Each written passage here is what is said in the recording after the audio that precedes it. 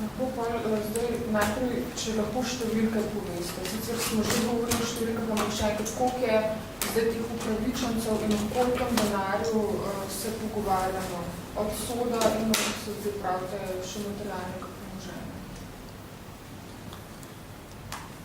Zdaj, mi kot veste smo zdaj izključili škodnino pravnih oseb, tako se je prvotni obseg predviden v evrih od 600 milijonov evrov zmanjšal na 520 milijonov evrov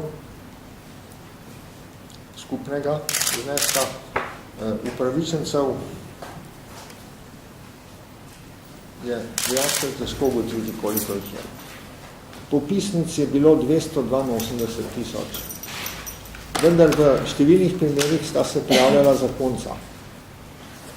To je zelo velikem številu primerov, kar seveda pomeni nekaj zmanjšanje tega števila. Koliko bo zdaj resničnih prijav, je pa težko oceniti. Vsekakor, še vedno velja tista ocena, ki je bila, da gre za 100 do 150 tisoč upravičencev, končnega števila pa je pa verjetno ne more nihče napovedati. Pa zdaj to, ko ste rekli, pač materialno, koliko je ta ocena? Mislim, stvarno premoženje. Ista, ne, višina je ista, samo ne bo prišlo do izplačila v gotovini. Tudi ne do izplačila v obveznicah. Ste lahko bolj konkretni glede tega izplačila? Kaj je konkretno stvarno premoženje, recimo lahko je, ne, ki se bo vračalo oziroma s katerim se bo izplačevalo? To bo določil poseben zakon, ki ga bo treba hitro pripraviti. Zdaj govorim zelo na pamet, ne. Recimo, na premoženju, ki je v lasti države. Ja, to bodo povedali potem finančni strokovnjaki, ne. Na premoženju, ki je v lasti države in ki se potem, v bistvu gre potem za neke vrste privatizacijo dela državnega premoženja, ki je v tem primeru namenjeno konkretnim upravičencem.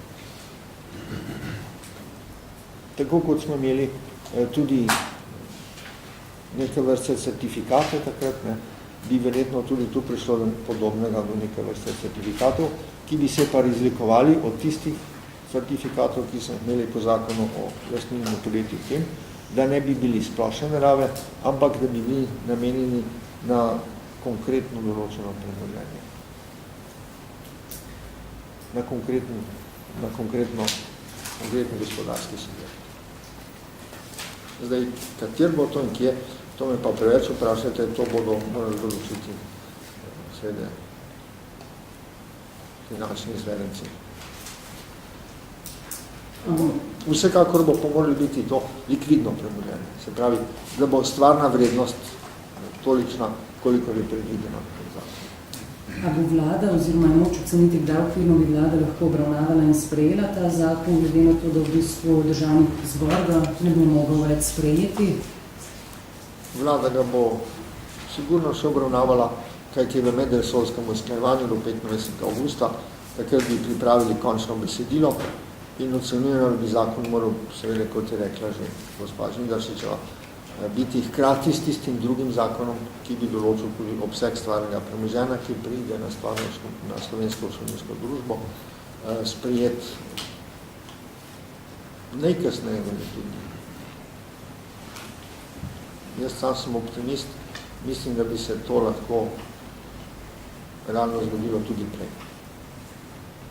To pomeni, da zakon ne bo sprejet v tem mandatu? Ne, v tem mandatu je to težko pričakovati tudi, ker državni zbor več ne dela. Ne. Kolikih je teh, ki so izvzete? Koliko je pravnih oseb, ki jih zdaj v zakonu ni? Glejte, to nas ne zanima, koliko je teh, ki jih v zakonu ni. Ne zanima, koliko je teh, ki so upravičenci. No, ampak ostate pri ocenah od 100 tisoč do 150 tisoč ja, in ta ocena je enaka, kot je bila dana recimo sredi aprila, ne? Ja, seveda, kajti odstopanja so tu sorazmerno majhne. Pravne osebe smele večje zahtevke, kot recimo pravne osebe niso vlagali zahtevke za 10 tisoč dinarjev ali tudi za 100 tisoč dinarjev. Tako da je bilo tam število nižje, seveda, ne, število upravičencev. Zneski pa gotovo višji, kot v povprečju pri posameznikih. Zato je ocena tu približno ista. So pa to ocene. Zdaj naši predstavniki pravijo, da so tudi te številke previsoke, slišali ste, da so govorili o številu 50 000. Bomo videli, ne? Mi bi upoštevali tudi možnost, če bo število dejansko upravičencev oziroma vlagateljev zahtevkov nižje, da bi lahko tudi določili po preteku do roka za vlaganje zahtevkov tudi revalorizacijo, glede na sredstva, ki so rezervirane.